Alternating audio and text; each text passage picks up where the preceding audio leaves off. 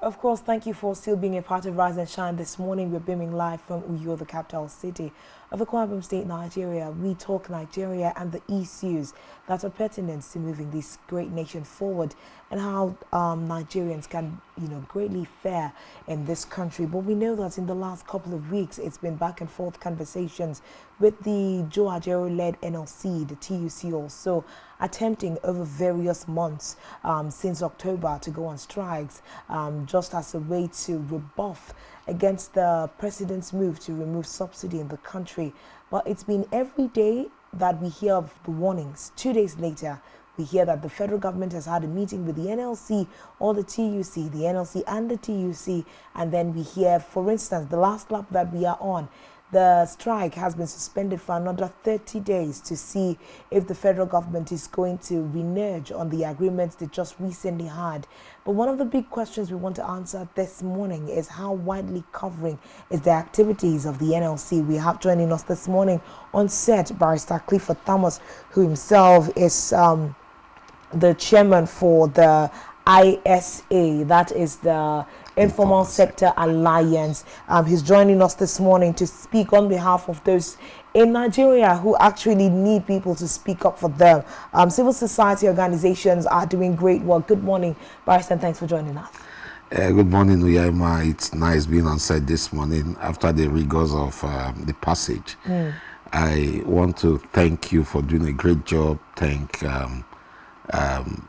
Spectrum Television, Passion FM, Planet FM, and Thanks You FM for doing a great job in educating our people, despite the fact that the conditions are not very suitable, but they are doing their best to actually bring out information to the people of Nigeria and the world generally. I'm happy to be here. I want to say a very big good morning to all the viewers out there. Thank you so much. We take our flowers this morning, given to us by Barrister. It doesn't come, lofty. But serious issues. NLC, Joe Ajero, there's been that conversation. And we remember that the strike, the nationwide walk that we had on the 2nd of October, it was more like, it is all of Nigerians that are coming together to protest peacefully, have a peaceful nationwide walk, just to tell the federal government and the Bola Ahmed-led administration that we are not satisfied with some of the actions that they are taking. But there seems to be a lot of dissatisfaction from especially the unemployed and the ISAs in the country so far. Well, I want to say very seriously that labor is one lazy entity, one very group that is very parochial and self-centered, that is not interested in covering the artisan on the street, the trader on the street, the truck pusher. Me, I'm in the informal sector. I'm not in the formal sector. And you are in the informal sector. Those of us in the informal sector, the unemployed, the underemployed, the nano businesses, those who do one-man business, those who are involved in trying to eke out a living, including the ham bandits. They are in the informal sector. So all of us there in the informal sector, we're in excess of 95% of the population. And if you give a population projection of 240 million people, we're in excess of 200 million. We're in excess of even 210 million of the population. And when you talk about it, what's the unemployment rate? For the unemployed, you notice that the unemployment rate is about 65% of the population. That's above 120, is about 140 or so million people who are unemployed in this country. And the underemployed, they are in excess of about 10% of the population, which is about 24 million. So labor is covering only those in the public sector and those in what they call the organized private sector, not just the private sector. Akwa Ibom does not have an organized private sector. Imo does not have an organized private sector. A lot of the states that have organized private sectors are principally Lagos, Kano, and a part of Port Harcourt, a part of Rivers State. But most other states don't have organized private sector. So the large retinue of persons in those states fall into the large army of the underemployed or the unemployed. Is the labor union really meant to cover these sectors? Because I think from layman terms, so that we can all, get our conversations out there on the table, the labor union is more like they're putting different catchment of people that have, jobs. For instance, when we are talking about this wage award that the Yes. federal government wants to pay 35,000 naira Yes. to workers under its only payroll. for civil servants. Yes, exactly. So more like the understanding people have always had is that when we are talking about NLC, TUC, it's more like those organized subsectors where work is done. Are they meant to What is labor contributing to the national economy? Have they been able to do a gross evaluation of the contributions in terms of naira and kobo to the national economy? I'll say no, not much. But those in the informal sector, they are the ones who drive the process. They are the ones, the average man or girl or boy on the street who sells pure water, the truck pusher, the ones who just go out to eke out a living, the computer repairer, the phone repairer. These are people in the informal sector. They are the ones who drive the economy. And when you check the population of in fact, let me even ask for that. Does government even know how many workers they have? No, the government does not know. Because those who are supposed to let the government know are hiding that fact and that information from the government because they are gaining from it.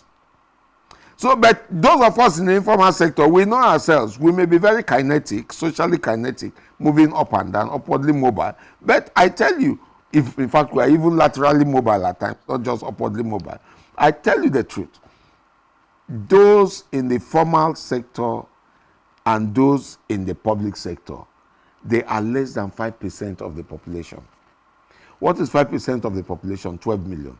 How many can the government, I challenge the government of each state, come out and tell us that this is the figure you have in your public sector, in your public service? They won't come out with that fact. Even the National Bureau of Statistics, I challenge them to come up with that fact. They will only make estimates. Because once you want to gain something from the federal government or from wherever source, and they say your population, if your population is high, you get more. They inflate the figure. But if they say, let the population you have in terms of public service sector people pay tax, you notice that the figure will be low. So we have not been very honest and truthful to ourselves with respect to the figures. We are not even doing a monitoring and evaluation to assess what does the man hours spent by government officials contribute to the national economy. We have not done that. That assessment has not been done. But what does the average groundnut seller on the street contribute to the national economy? So much. And we are not capturing these facts. We take them to be the dredges of society, and then we overrun them. The taxi driver, the kabu driver, he contributes so much to the national economy. If you calculate his man hour per hour, how much it costs per hour, and calculate it in a day, times the population, times the number of days in the month. They don't work on official times alone. They work on and off. When people are sleeping, they are working. When people are in their offices enjoying air conditioners, these people are in the hot sun working. When people are on holidays, they are also working. They are not on holidays. Or by weekends, they are working. They are the ones that contribute the most to the national economy. Yet, when labor, yes, let me address the issue you brought. Labor is not just for labor alone. Everybody in this country should be part of labor. But labor has excluded the population of the underemployed, the unemployed, because they feel we are useless, we are not contributing anything. And I want to put it to labor that without the people, the power of the people of the informal sector, you cannot be labor. When we used to have NLC handled by somebody like Pa Imodu, the late Pa Imodu, he was speaking for the common people because he will bring up the challenges, the problems in the informal sector everywhere and put it forward. When NEPA was not doing well, he will come out and say NEPA must do well. Why? NEPA was not for just the people in the public sector, was not just for those in the organized private sector. NEPA was for all. When the utilities were not working well, it would come. But now, TUC, NLC, they have balkanized labor. And aside from balkanizing labor, they have taken a section, or they have segmented labor into, okay, we need population. We take people from here, take people from here. But are you truly speaking for them? Labor is speaking for only those in the public sector. That's why they called out the strike. For those in the public sector, they have gotten wage award of 30,000 for those in the federal government. Those in the state civil service, they are actually clamoring. Some states have started with 10,000. But how far? How far has this been able to impact on you? Did you get the wage award of 30,000, 35,000? No, you won't get it. When you go to negotiate for those in the public sector and say that there should be 200,000 naira should be the minimum wage, at the average of that will now be about 350, 400,000 naira at the end of the day. And how many people do you have in labor? Let's assume you have even 2%. That's 4.8 million. Multiply 4.8 million by 350,000 naira. You'll be talking about something in excess of 1.3 trillion naira. What is the average income of the federal government in a month? I'm talking of monthly calculations now. What is the average income of the federal government in a month? It's about 1.3 trillion naira. Are you telling me that you spend 100% or more, or something less, slightly less, on the salaries and emoluments of just 2% of the population? What happens to the other percent of the population? When we are they are saying that it is sabotage. Labor is trying to sabotage the Nigerian people, not just the government. They are targeting the government, but the ultimate victim will be the Nigerian people, and we are saying no to it. But the question with, you know, some of these activities, when you're like the numbers you're reading out, because when we heard the federal government say they are going to get 8,000 naira to be distributed to 15 million households, the narrative they put forward was the fact that when we give these 8,000 naira to these families, the way they spend this money will now have ripple effects on another 2 million. So let's say, for instance, that the labor is speaking on behalf of these organized subsects under them. Are we not saying that when these for instance, the people in the federal workforce now, when they get 35,000 naira wage award added to them, it's going to affect their market power, which comes back to affect those in the informal sector. The man who is pushing the barrow, the person selling the pure water and all of those artisans in the sector. This 35,000 is still going to affect the plus and minus income that they make. Negatively. It will affect those. You give it, let me even tell you, the dynamics and the principle of that 35,000 naira wage award to less than 2% of the population is one. It will drive the price of commodities up. And the man who didn't get the wage award will suffer more from it. Two, it's like cocaine or drugs. Or let me use a common one, alcohol. A man who is weighed down by his problems, you give him alcohol, he drinks and gets drunk. And by the time he sleeps and wakes up, the problem is still there. You are talking of 35,000 naira wage award to federal civil servants for a period of 6 months. Their condition at the end of 6 months will be worse than their condition at the beginning of that 6 months. I think that's one of the biggest questions also that we have, Barrister, this morning. The fact that the federal government wants to make it 6 months. We know that Labour had also asked them, why do you want to do 6 months? Why not push it up till when you can have the conversation of reviewing minimum wage in 2024? Have you bothered to check what is the principal income index of this country? What gives us our forex, our foreign income? It is principally crude oil. We used to have, there was a time I think we had about 3.2 million barrels per day. It came to 2.8 and came down 2.2, then came down again to about 1.6, and now I think we are in the hundreds. No, we are in about 600,000 barrels per day. Dangote alone says he needs more than 600,000 barrels a day. What about Port Harcourt refinery that will come up? It will need a further 600,000 barrels per day. Warri refinery will need. Kaduna refinery will need. Why can't Labour in its mind, they are made up of very intelligent people. Stop using the weapon of strike to intimidate the people of Nigeria. You go on strike, the few hands you have will help cripple the economy. Yes, you are targeting government, you are sabotaging government, but at the end of the day, you are sabotaging the people. Why can't you think outside the box? When has Labour ever thought creatively in this country? Labour is the most lazy entity I've ever seen. Labour in other climes, they are working to produce. Our Labour has the capacity and the wherewithal. Even if it doesn't have the money directly, it could have the money through goodwill. Persons will say, oh, Labour, yes, this is an organized entity we can deal with. We are coming to make investment to produce, to have a modular refinery. Modular refinery, we need a minimum of 200 barrels per day to refine. And then that will help stimulate the economy. When you refine this product at different temperatures, you have different products. You have kerosene, you have diesel, the AGO, you have aviation fuel, you have a couple of these things. And we're saying Labour can produce. Labour can have a university. Will the bottlenecks in the federal government of Nigeria allow for this? Labour can have, let me tell you, Labour has goodwill, but it is killing its goodwill. The laziness of Labour and the reclining or relying on just one weapon, which is strike actions. Strike action is outdated. It's old-fashioned.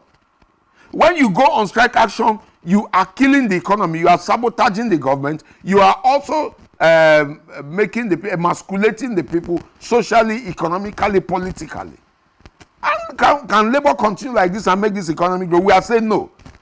In the Informal Sector Alliance, we are challenging Labour. We are telling Labour, stop sabotaging government.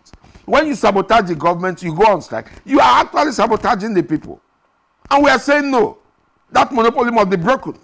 So we're also, you're saying that we should go to a day in Labour where we look beyond having this strike action. Yes. There also seems to be a perception that NLC, the Labour unions are using Nigerians and the citizens as a smoke screen for other, high-handedness going on in the system. Labour, I agree, and I have said it, and that is our position, is using Nigerians.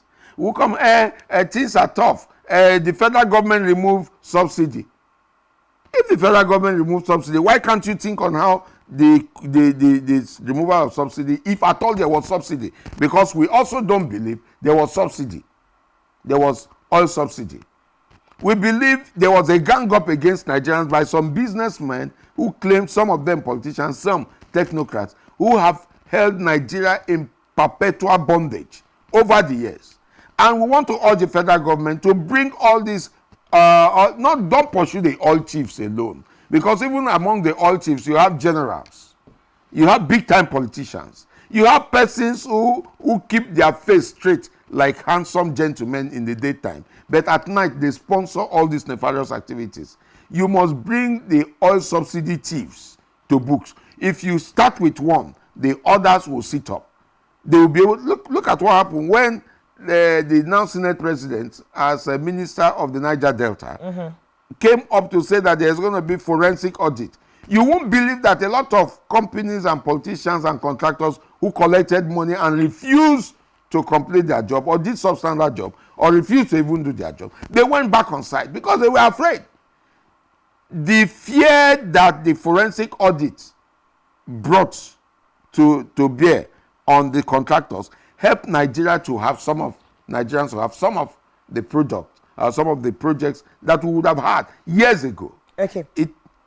So one question I really want us to ask, this morning as we round up, what is the hope of the nano business sector, the one-man business, and all of these informals? What is their current hope as we stand? Well, there's so much hope for them. There's so much hope, but under Labour, there's no hope. If you believe Labour is speaking for you, you are sleeping. You are dreaming. Labour, NLC, TUC, I say it openly and I challenge them. They are not speaking for the people. They are speaking for a small nucleus, very small segment of persons who are actually less than 2% of the population. So for the nano businesses, for the average okra seller in the market, the garri seller, the rice seller, who out of dint of hard work has survived and kept the economy running, there's hope. We are in the process of doing a baseline survey across the country. We are in 36 states of the Federation plus Abuja. I was just made the president 2 weeks ago in Abuja. Congratulations. And we are out to do our survey and pick these people. Let us know them. The government has announced programs and plans for them. We don't want government agencies to come in and execute those plans.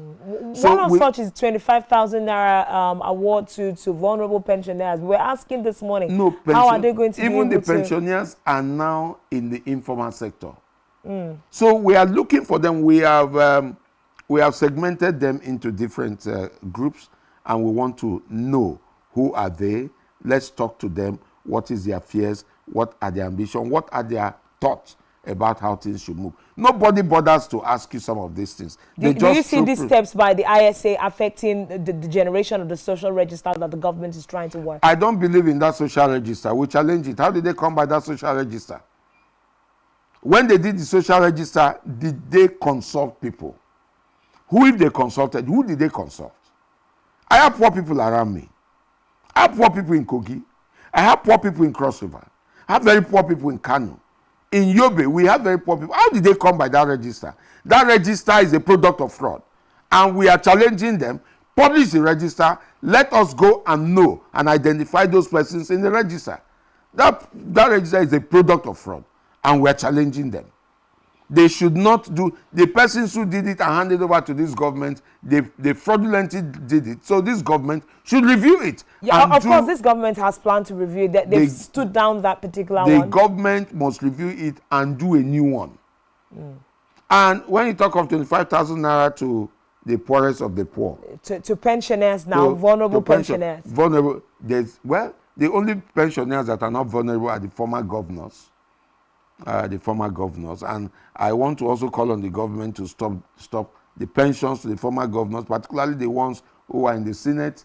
And I don't see a vulnerable former governor, even though he's a pensioner. The kind of money they made in power, the kind of monies that have been given to them, the structures the government has put in place to actually support them, their health, medics, their accommodation, their feeding, and all of this. I don't think the same thing goes to the civil servant. Okay.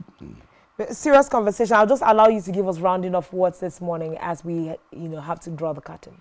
Well, my parting shot will be, don't have hope in labor. The NLC TUC, they are speaking for their people.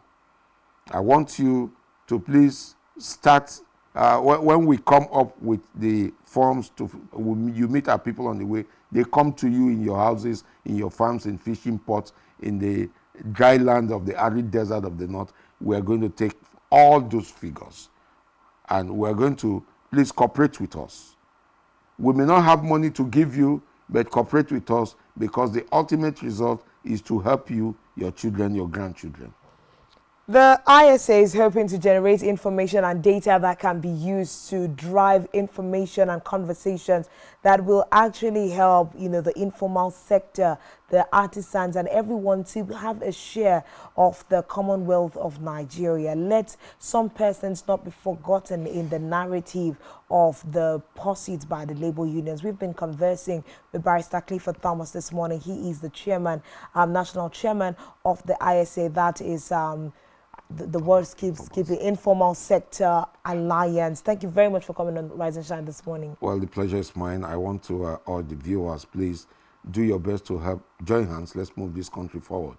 Labor cannot destroy this country, and will not allow labor to destroy this country. Definitely not. We are not going to be sitting on our husk to see certain persons drive the country down. Thank you so much for being a part of Rise and Shine this morning. It's been a great journey with you on the other side. It's been Monday, tomorrow will be Tuesday. Until we return to your screens, my name is Uyai Anieka, and enjoy the rest of your day and the rest of our programs.